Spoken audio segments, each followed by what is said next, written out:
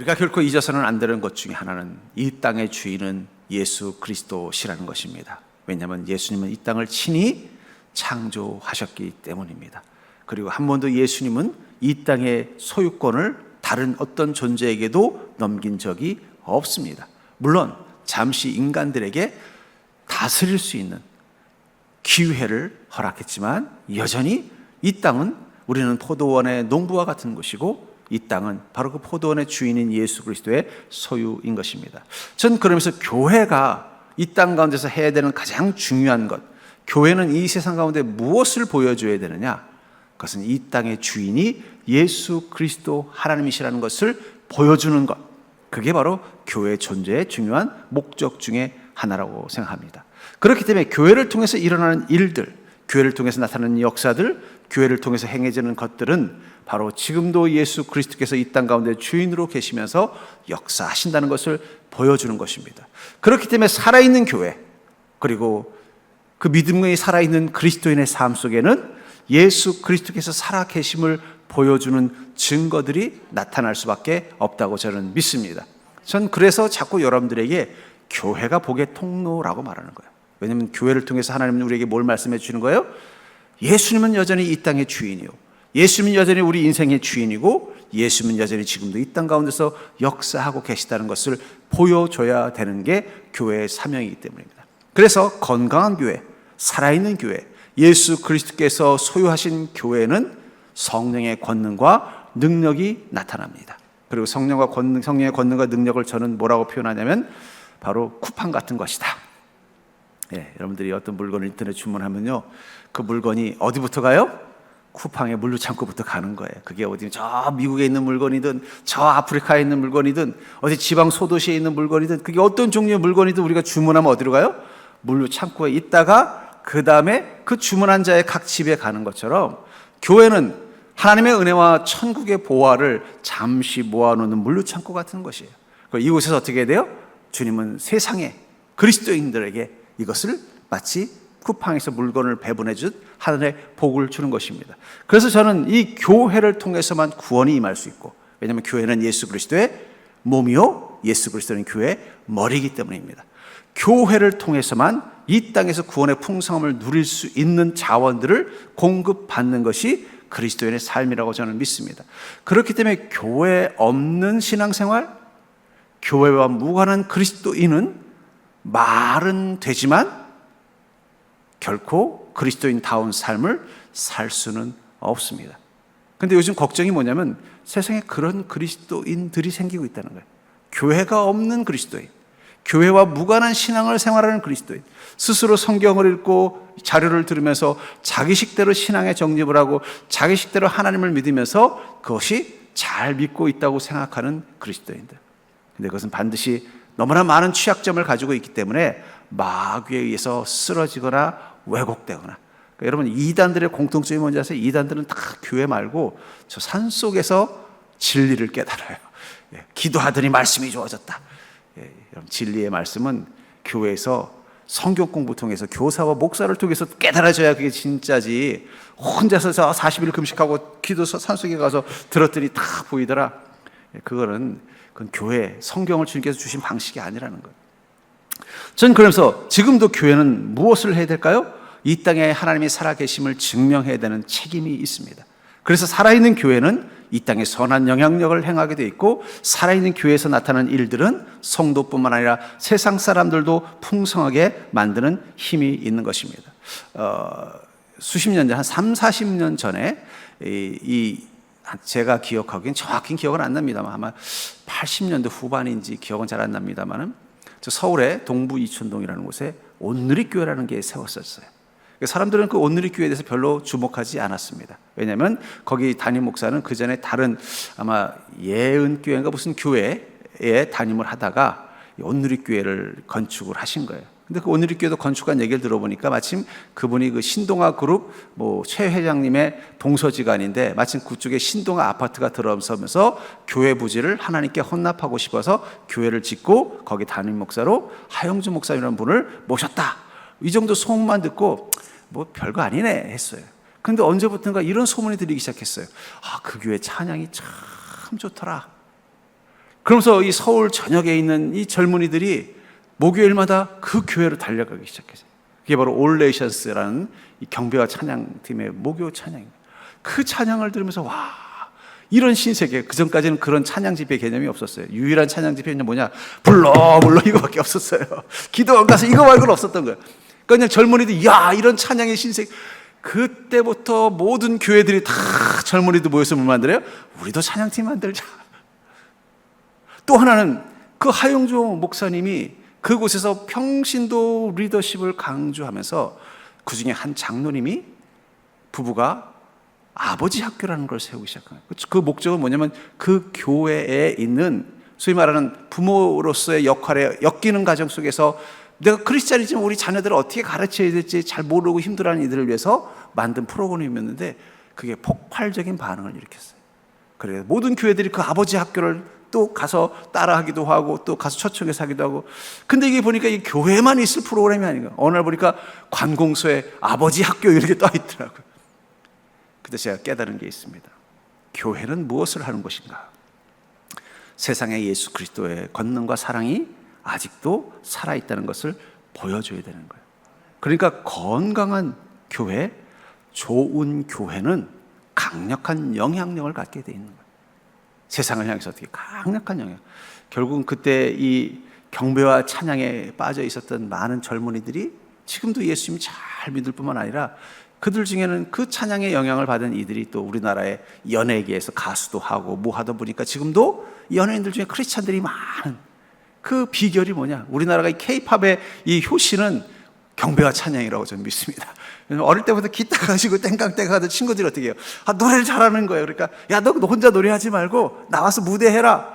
그래도 잘하니까 야, 우리끼리 팀 만들자. 야, 얼굴도 이쁘고 노래도 잘하는데 우리 아이돌 하나 만들자. 이게 시작이에요. 예.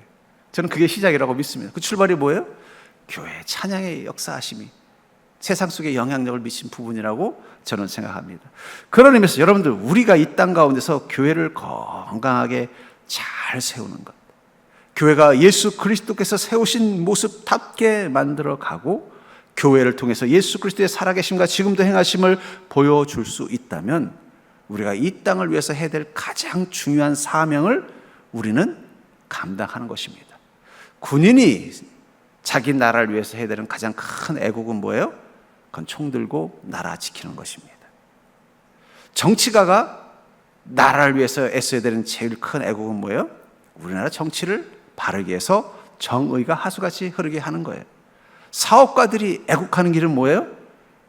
직장 잘 만들어서 대기업 만들어가지고 거기 취업하는 젊은이들이 많아서 우리나라가 잘 살게 되는 거예요. 전 지금도 기억하는 게 있습니다. 학창 시절이었던 것 같은데 어떤 선생님이 대만과 우리나라를 비교하면서 우리나라는 이 재벌들이 문제라는 거예요. 대만은 중소기업들이 많기 때문에 다 공평하게 또 나름대로 취업도 잘하고 잘 산다는 거예요. 근데 우리나라는 너무 대기업 중심이라고 하면서 막 이렇게 좀 말하는 우리나라의 이 기업 구조에 대해서 비난했던 선생님이 있었어요. 제가 공부할 때. 그래서 저는 그런가 보다 했었어요.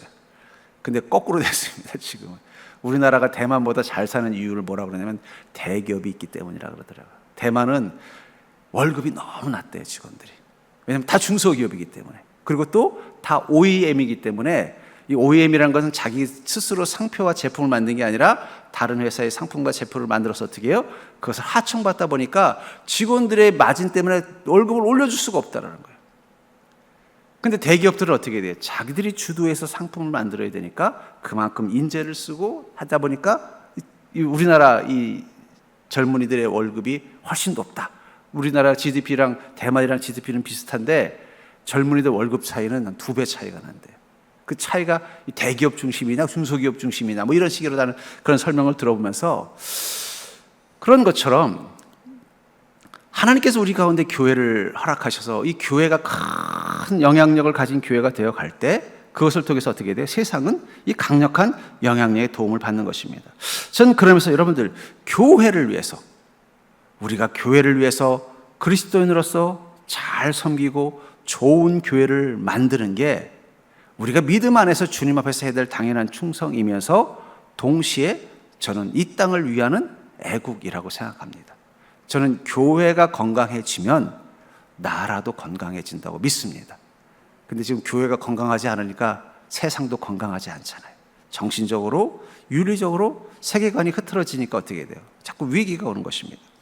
그런 의미에서 우리가 서정교회 교인으로서 우리가 해야 되는 가장 중요한 것은 우리 서정교회를 건강한 교회, 하나님 보시기에 좋은 교회, 하나님의 역사하심과 살아계심을 보여줄 수 있는 교회를 만들어가는 것이라고 저는 믿습니다. 어쩌면 초대교회의 사도들이 교회를 세우면서 집중했던 것도 뭐예요? 그런 건강한 교회를 만들어가는 것입니다. 그러니까 여러분, 초대교회들은 완전한 교회가 아닙니다. 우리 자꾸 초대교회로 돌아가자 그러는데 그것은 초대교회의 시스템이 완전하다는 뜻이 아니에요. 초대교회의 정신이 완전한 것입니다. 어떤 정신이요? 예수 그리스도의 몸으로서의 교회, 이 땅에 선한 영향을 행할 수 있는 능력 있는 교회, 그리고 건강한 성도와 건강한 사명과 복음이 살아있는 교회, 그것을 발견하기 위해서 초대교회를 가자는 거지, 초대교회 시스템이 완전하다는 뜻은 아니라는 것입니다. 그렇다면 우리 서정교회 성도로서 우리 서정교회를 건강한 교회로 세우려면 어떻게 해야 될까요? 저는 그것을 세 가지로 오늘 본문 속에서 발견합니다. 첫 번째로는 예수 그리스도라는 터 위에 세워야 된다는 거예요. 우리가 교회를, 좋은 교회를 만들려면 누구의 터 위에 세워야 된다고요? 예수 그리스도의 터 위에 세워야 된다. 10절부터 11절에 보니까 내게 주신 하나님의 은혜를 따라 내가 지혜로운 건축자와 같이 터를 닦아두매 다른 이가 그 위에 세우나 그러나 각각 어떻게 그 위에 세울까를 조심할지니라. 이 닦아둔 것 외에 능히 다른 터를 닦아줄 자가 없으니 이 터는 곧 예수 그리스도라. 터라는 것은 기초, 목표, 방향을 의미한다면 이것이 누가 그 기초를 만든다고요? 예수 그리스도가 되어야 된다는 거예요. 저 스페인에 가면은 파밀리아라는 성당이 있다고 합니다. 거기는 아직도 몇백 년 동안 아직 완공이 되지 않았는데 곧 완공이 된다 그래요. 근데 이 성당을 처음 지은 사람은 가우디라는 유명한 스페인의 건축가래요. 근데 그는 벌써 죽었습니다. 죽었는데도 그 성당은 지금 계속해서 지어지고 있죠. 그리고 그 짓는 것을 위해서 새로운 감독을 세워서 건축하고 있을 것입니다. 그럼에도 불구하고 그 성당은 불완전하지 않고 완전한 건축 미학을 유지할 수 있는 방법은 뭐예요? 그것은 처음에 가우디가 그 성당을 지으면서 가지고 있었던 도면, 그리고 그 가우디가 가지고 있었던 건축 철학을 그 후에 감독들과 공사를 시공하는 현장의 감독들도 그것을 이어서 만들려고 하기 때문에 파밀리아 성당이 멋있는 건축학적인 의미를 가지고 있는 거예요. 만약에 가우디는 이렇게 했어도 나는 그렇게 못합니다 하고는 가우디와는 전혀 다른 스타일로 남은 성당의 부분을 건축하려고 들면 어떻게 되겠어요? 그건 이것저것 짜집기 한 우스꽝스러운 괴물 같은 건물이 될 거라는 거예요. 근데 중요한 건 뭐예요? 그 수백, 백여 년 전에 죽은 이 가우디가 가지고 있었던 철학과 그 도면을 이해하고 그럼 이 나머지 부분을 그것에서 이어서 만들어야겠다는 마음을 가진 그런 건축 철학을 가진 감독들이 계속해서 그걸 건축하기 때문에 그 성당은 아름다운 성당으로 만들어지는 것입니다. 교회도 저는 마찬가지라고 생각해요. 교회는 각 지역이나 각 시대나 그 공동체에 따라서 다양한 특징을 가지고 있어요. 모든 교회가 다 똑같은 모습은 아닙니다. 다양성이 있어요. 어디는 아주 뜨거운 성령의 은사를 사모하는 교회도 있고, 어디는 철저히 말씀만을 사모하는 교회도 있고, 어떤 교회는 헌신을 강조하는 교회도 있고, 어떤 교회는 선교에 대한 열정이 가득한 교회도 있고, 다양한 교회 특징들이 있지만, 그러나 모든 교회 공통점은 뭐냐? 예수 그리스도께서 설계하셨고 예수께서 추구하는 것들을 적용하는 것이라는 거예요. 그러니까 그 교회 담임 목사의 존재 이유가 뭘까요? 설교를 잘하는 사람? 아니면 성도들과 관계를 잘하는 사람? 아닙니다. 담임 목사가 존재하는 이유는 예수님이 만드신 도면을 읽을 줄 아는 사람이에요. 예수님께서 가지고 계시는 건축 철학을 이해할 줄 아는 사람이 담임 목사여야 돼요. 그래야 그 교회를 어떻게 돼요? 주께서 원하신 대로 교회를 만들기 때문입니다. 주님이 원하시는 대로 그 교회를 세팅해 나갈 수 있기 때문이에요. 그러니까 여러분 꼭 기억하셔야 돼요. 담임 목사는 설교를 잘하는 사람이 담임 목사가 되는 것도 아니고, 물론 설교 잘하면 좋죠. 담임 목사는 사람이 좋아서 성도들과 관계를 잘하는 사람이 담임 목사가 아니에요. 물론 성도들과 관계를 잘하면 좋죠. 근데 정말 담임 목사로서 중요한 것은 예수 그리스도의 도면을 이해할 수 있는 사람이냐는 거예요. 예수 그리스도께서 교회를 세우신 목적이 무엇인지를 잘 알고 있는 사람이냐는 거예요. 이게 제일 중요한 것입니다. 그래야만 주님께서 지으신 이 교회가 계속 그 명맥과 그 모습을 잃어버리지 않고 지어지는 것입니다. 분명한 건 성령님, 그리스도의 영이신 성령께서 강력하게 역사하시는 교회는 예수 그리스도의 도면대로 건축된 교회라는 거예요. 주님의 철학, 주님의 비전, 주님의 계획에 따라서 세워진 교회에는 반드시 성령의 역사심이 나타나게 되어져 있습니다. 그런데 언제부턴가 그것에는 관심이 없고 그냥 세상의 가치와 시류와 성도들의 니즈에만 맞춰서 세워진 교회는 어느 순간 성령의 역사가 사라지게 되어져 있어요. 왜냐하면 주님이 세우고자 했던 교회의 모습과 자꾸 벗어나 버리기 때문입니다. 특별히 우리는 선별의 시대예요. 이제는 큰 교회, 부흥하는 교회가 중요한 게 아니라 주님의 도면대로 만들어진 교회인가, 건강한 교회인가, 이것을 바라보는 게 필요하다는 거예요. 그리고 그런 이 선별의 시대 건강한 교회, 주의 도면대로 만들어진 교회인가를 확인하기 위해서 가장 핵심은 그곳에 예수 그리스도가 중심되어져 있는가. 그것은 말씀을 중심으로 교회가 운영되어지고 말씀을 따라서 성도들의 삶을 향해서 교회가 영향력을 미치고 있는가. 주님께 온전히 경배드리는 예배가 회복되어져 있는가. 주가 주신 그 사명을 교회와 성도들이 감당하고 있는가. 이 핵심을 따라서 교회를 만들어 가야 건강한 교회예요. 여러분, 재밌는 교회, 그것은 건강한 교회와 꼭 같지는 않습니다. 우리 성도님들은 제가 보니까 어떤 교회를 좋아하느냐, 재밌고 신나는 교회를 좋아하는 거예요. 예수님이 재밌고 신나셨을까요? 그러면 여러분들 아마 예수님을 담임 목사로 초청 안 했을지도 몰라요. 어떨 때는 예수님이 되게 시니컬하신 것 같아요. 그렇죠? 바리새인들 막 꾸짖을 때 보십시오. 또 어떤 부자 청년에게서 뭐라고 말해요? 야, 부자가 천국 가는 게 낙타가 바늘 굽는 것보다 더 어렵다. 이 말 들었으면 그 청년이 얼마나 섭섭했겠어요. 어쩌면 저는 그런 예수님의 모습을 보면서 이 시대에 예수님께서 담임 목사로 오면은 환영받았을까? 제자들에게 또 뭐라고 말해요? 너희는 내 권능만 보고 있지만 내가 보여주는 표적은 요나의 표적밖에 없다. 예수 그리스도를 만나서 회개하고 거듭나는 것, 그게 내가 주고 싶은 표적이다라고 말하면 아마 여러분들은 아마 두 목사님이 초청이 됐어요. 한 분은 예수님, 한 분은 젊을 적 조용기 목사님. 여러분 누구 담임 목사님 밑에서 신앙생활하고 싶으세요? 예수님. 그럼 예수님 쫓아다니면 베드로나 요한처럼 고생 바가지로 합니다.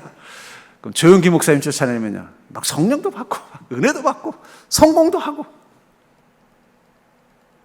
어쩌면 우리 시대 교회가 왜 이렇게 됐을까? 어쩌면 교회의 지도자는 누구여야 되는가에 대한 생각부터 우린 바꿔야 돼요.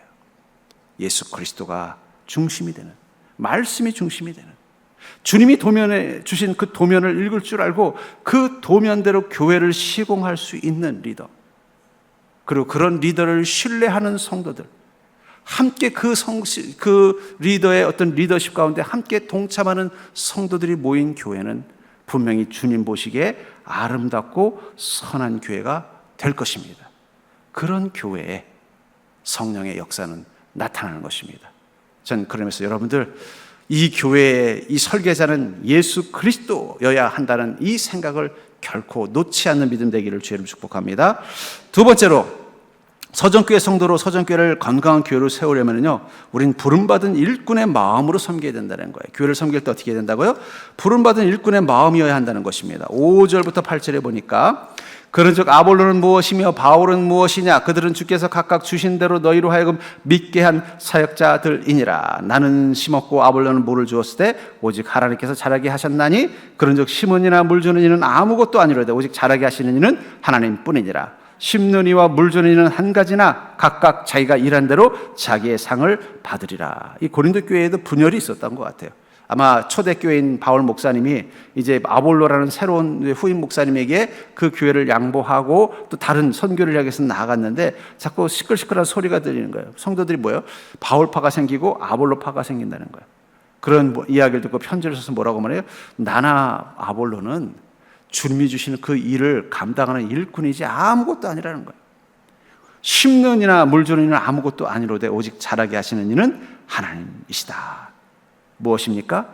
우린 섬김에서도 이 마음을 가져야 된다는 거예요.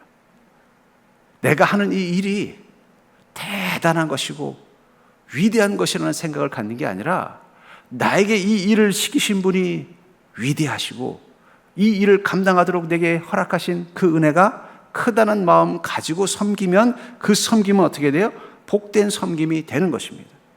초대교회 여러 교회들이 세워질 때 그 교회들이 잘 자라서 이 땅의 복음을 위한 가장 중요한 하나의 소위 이 모종의 씨앗이 될 수 있었던 것은 교회를 세우고 섬겼던 그 사도들의 마음가짐이 어땠다는 거예요? 심는 이나 물 주는 이는 아무것도 아니로되 오직 자라게 하시는 이는 하나님 한 분뿐이라는 믿음의 고백이 있었기 때문이라는 것입니다. 전 그러면서 우리가 교회를 섬길 때 어떤 마음을 가져야 되느냐? 이 바울 목사님이나 아볼로 목사님 같은 마음가짐 가져야 돼요. 저도 마찬가지입니다. 저도 그런 마음가짐 가지고 서정교회를 섬기려고 하는 거예요. 거기서 뭐라고 말하는 5절에 보니까 그들은 주께서 각각 주신 대로 하여 믿게 한 사역자들이다. 여러분, 사역자, 믿게 한 사역자라는 건 우리가 하는 이 사역들이 무엇을 위했다는 거예요? 공동체의 믿음을 견고하게 만드는 게 목적이라는 거예요. 여러분들이 어떤 형태로 교회를 섬기든 그 섬김을 통해서 그 공동체의 믿음이 자란다면 여러분들은 잘 섬기고 있는 거예요. 근데 그게 어떤 섬김이든 그것이 공동체의 믿음을 깎아먹는 섬김이라면 그것은 건강하지 못한 섬김일 수 있다는 거예요. 와서 아이고 집사님 그렇게 하는 걸 보니까 내가 은혜를 받아요. 이런 말 들으면 그건 잘 섬기는 거예요. 아 집사님 그렇게 하는 거 보니까 내가 도전받아요.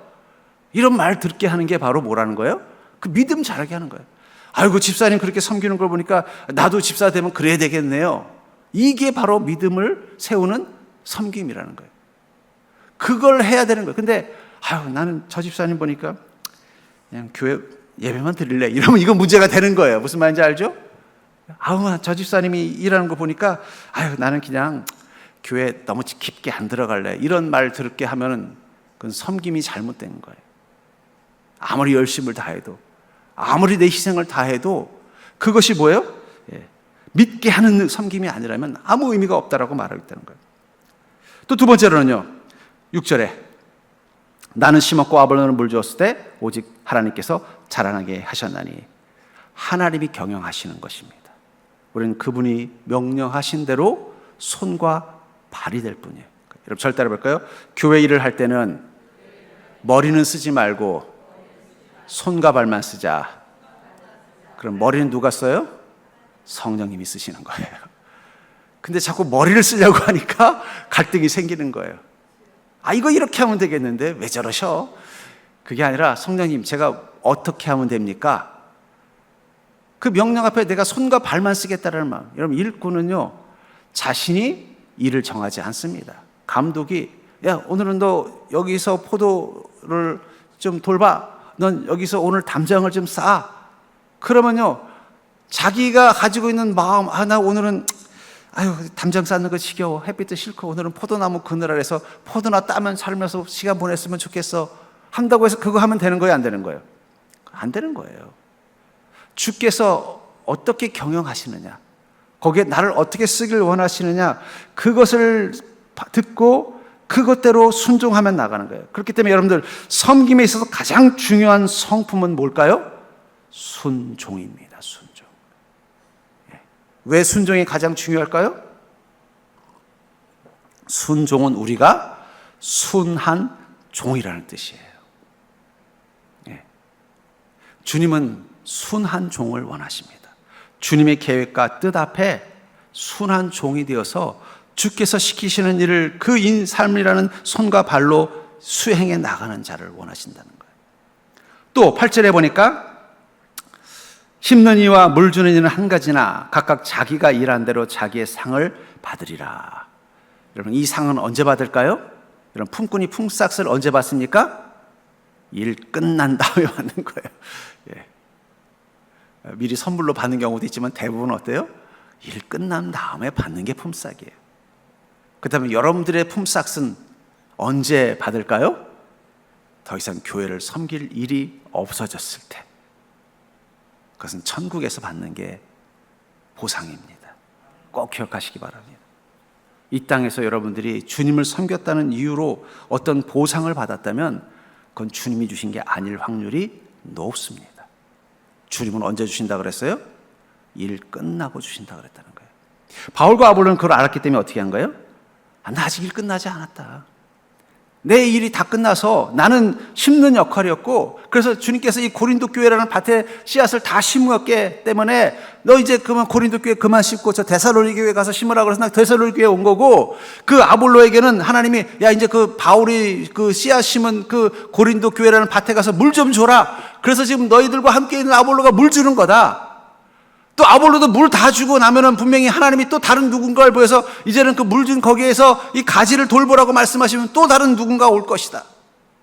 왜냐하면 우리의 보상은 거기에 있는 게 아니라 바로 하나님께서 그 나중에 그 착자 일한 대로 주어지는 이 상, 바로 이 천국의 시상대에서 거둬지는 것이기 때문이라는 거예요. 그러니까 여러분 꼭 기억하십시오. 여러분들이 교회를 섬기다가 어떤 상을 받은, 보상을 받은 느낌이 든다면 그건 결코 하나님이 주신 게 아닐 거라는 거예요. 예. 저도 그걸 알기 때문에 웬만하면 여러분들의 수고에 칭찬을 안 하려고 애쓰고 있습니다. 왜냐하면 그건 하나님이 주신 게 아니기 때문에. 근데 가끔은 어떤 성도님들은 다 그렇지는 않지만 목사님의 인정과 칭찬을 하나님이 해주시는 보상이라고 착각하시는 분이 있어요. 아니에요. 그건 하나님이 주시는 게 아니에요. 그래서 제가 그런 착각할까 봐 보상을 좀 안 해주려고 합니다. 우리 목사님 칭찬도 안 해주고 수고했던 말도 안 해주고 섭섭해할 필요 없어요. 예. 하나님이 보상해 줄 것이기 때문에 그거 바라보는 게 순전한 종이지. 예. 목사님한테 좋은 소리 들으려고 하면 그거는 목사도 죄짓게 만드는 거예요. 예. 그러면서 좋은 일꾼의 자질은 뭘까요? 첫 번째, 순종입니다. 두 번째, 책임감입니다. 왜냐하면 그 보상은 지금은 주어지는 게 아니라 내 수고가 다 끝난 다음에 주어질 것이기 때문에. 세 번째는요, 성실함입니다.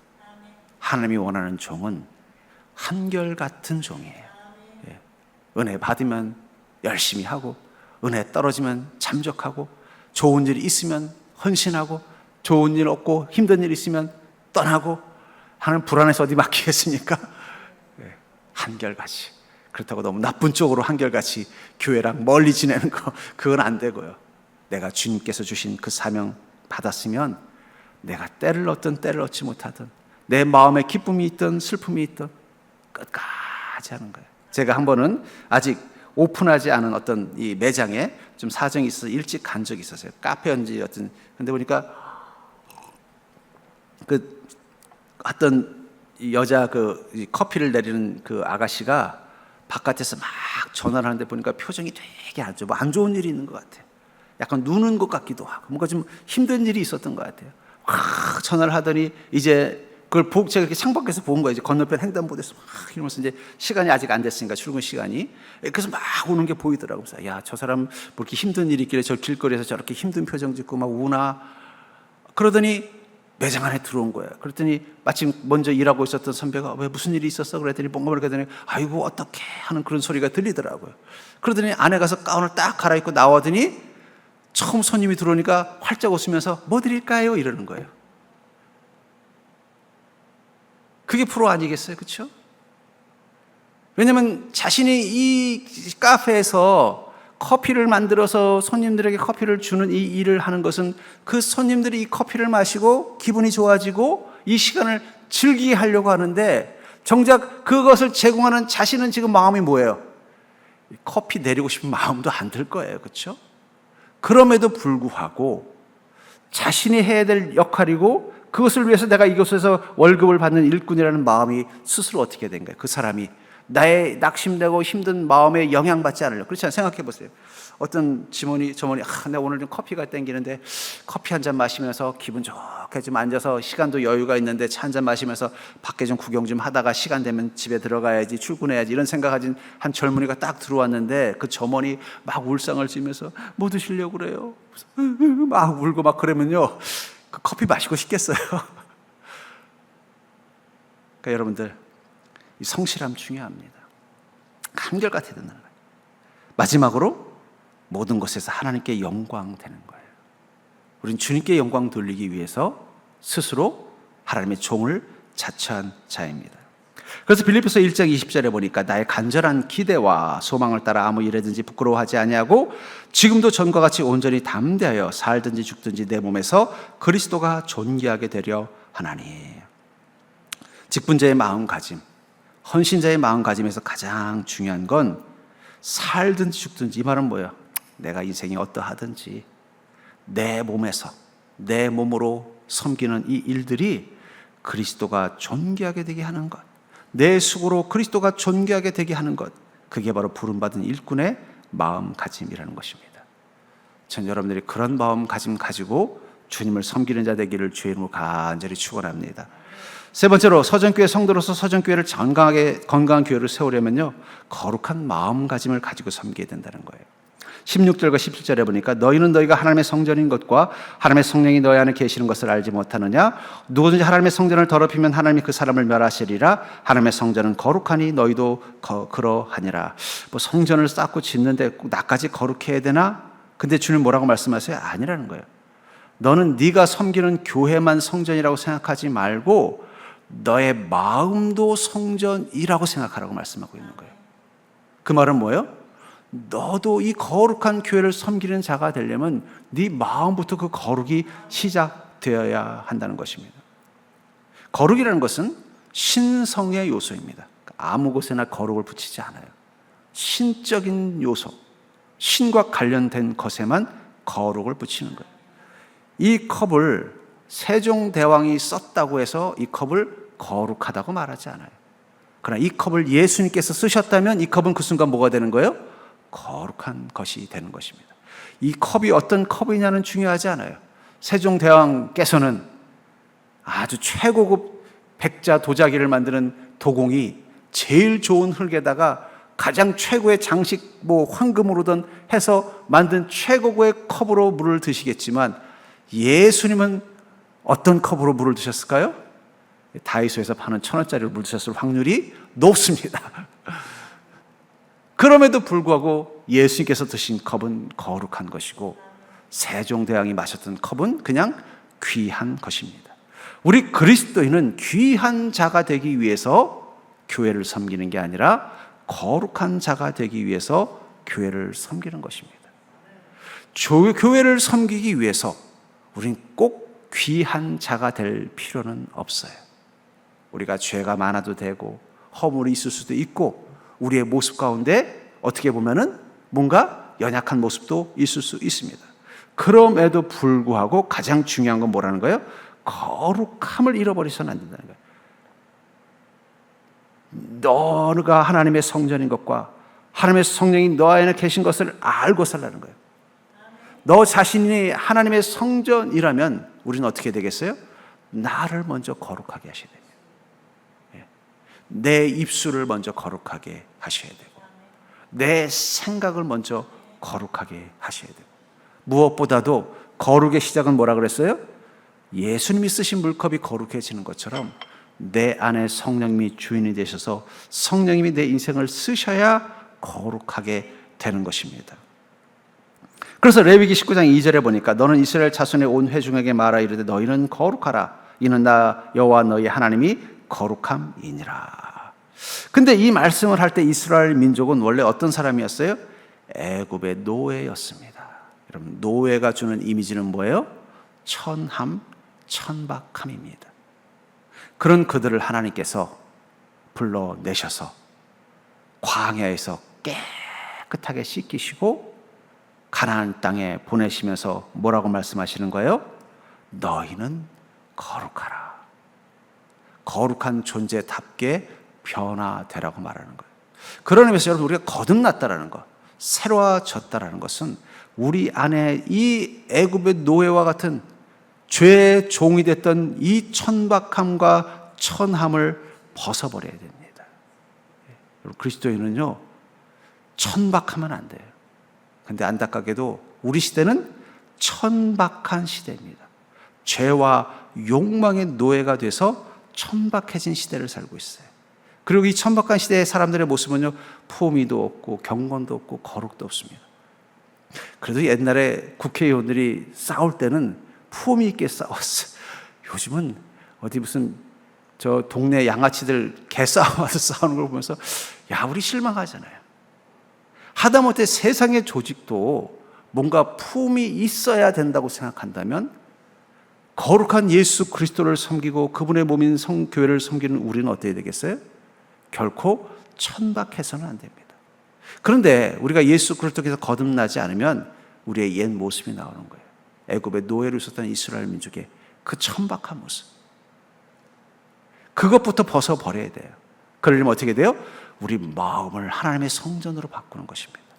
내 마음속에 죄와 욕망이 있어서는 안 되고, 내 삶을 주님께 드리는 제단으로 생각해야 되고, 내 육신과 내 삶의 주인이 성령님이 되게 하시는 것으로부터 거룩해지는 거예요. 저는 그래서 여러분들, 우리가 정말 서정교회를 건강한 교회로 세우려면요, 여러분들이 세상 가운데서 거룩하게 사셔야 돼요. 그게 중요한 것입니다.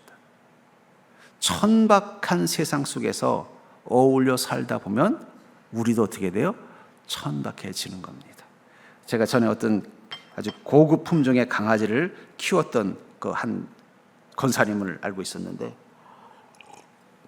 그 권사님이 아마 이제 자녀들이 다 해외에 있으니까 이 강아지를 가지고 나갈 수는 없잖아요. 나는 이제 막 좀 약간 좀 고급 품종이었나 봐요. 어디 뭐 프랑스의 뭐 귀족 뭐 어쩌죠 하면서 막 뭐 이것도 있고, 이 강아지를 이걸 어떻게 할 수가 없더라는 거예요. 그래서 고민하다가 시골에 어머님 집에다가 맡겼대요.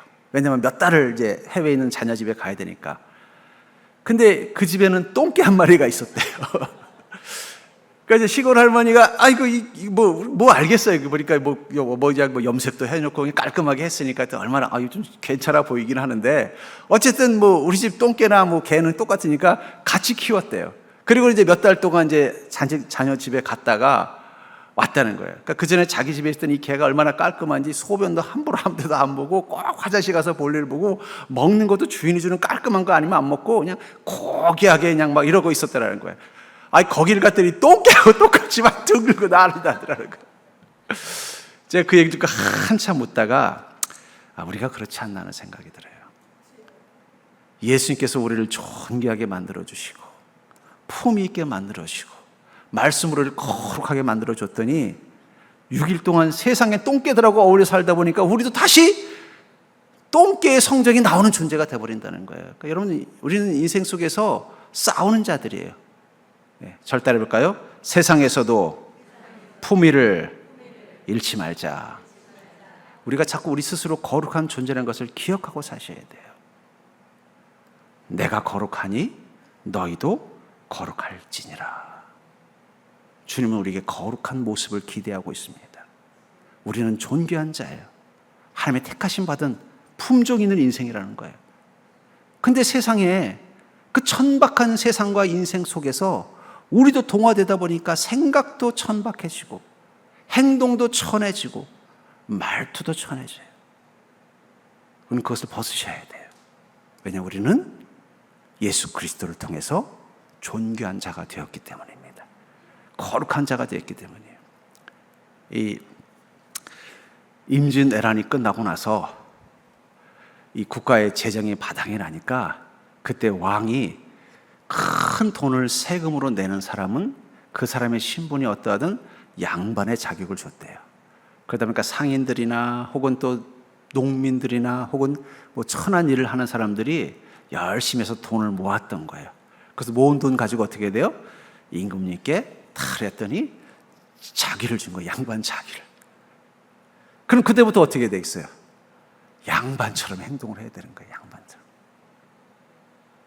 아무리 그전에는 뭐 예를 들면 뭐 갓바치 신발을 만드는 선민이거든요. 그럼 그냥 아무데나 주저앉아가지고 그냥 막 가죽질하고 사람들 만나면 야 개똥아 하고 소리 지르고 그냥 걸판하게 술 먹으면 고래고래 소리 지르던 사람이 오늘 자기가 모은 돈 가지고 임금님께 드렸더니 네가 나라를 위해서 왕을 위해서 충성했거라, 내가 너에게 진사의 직분을 하사하리라 해서 양반을 만들어 놨으면 그 다음부터는 어떻게 되겠어요?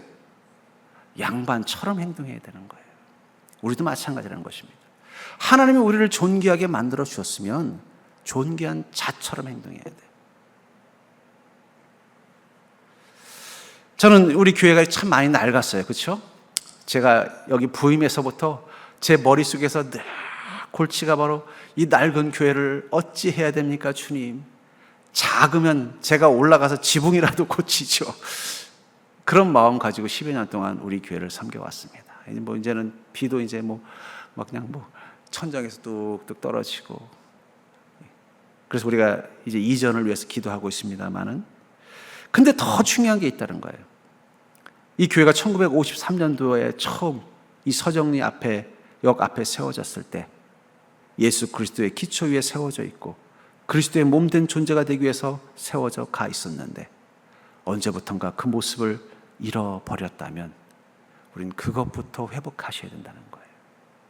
어쩌면 우리 교회가 오랜 세월 여러 가지 우환과 갈등이 있었던 것은 우리의 선배들이 예수 그리스도의 터 위에 세워진 교회라는 사실을 잊어버렸고, 이 교회를 섬기던 목회자와 중직자들과 성도들이 부름받은 일꾼이라는 마음을 잃어버렸으며, 이 교회를 섬길 때 가장 중요한 것은 내가 성전이니 거룩함 가지고 주님을 섬겨야 된다는 그 거룩성을 잃어버리고 천박함만 가지고 있었기 때문에 어쩌면 이 교회는 계속 부실한 모습을 잃어버리고 모습대로 살아갈 수밖에 없었던 것은 아닌가 하는 생각이 듭니다.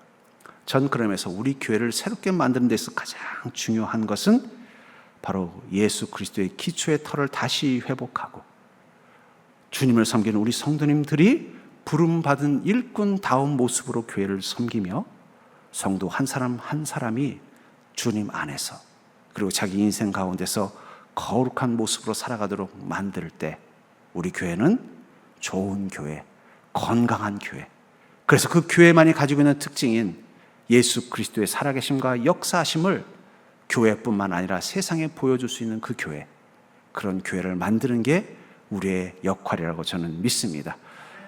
저는 공사 감독으로 부름받았고 여러분 함께 일하는 일꾼으로 부름받은 것입니다. 우리가 그 마음 가지고 우리 서정교회를 정말 주님의 마음에 쏙 드는 그런 좋은 교회로 새롭게 만들 수 있는 자가 될 수 있기를 주의 이름으로 축원합니다.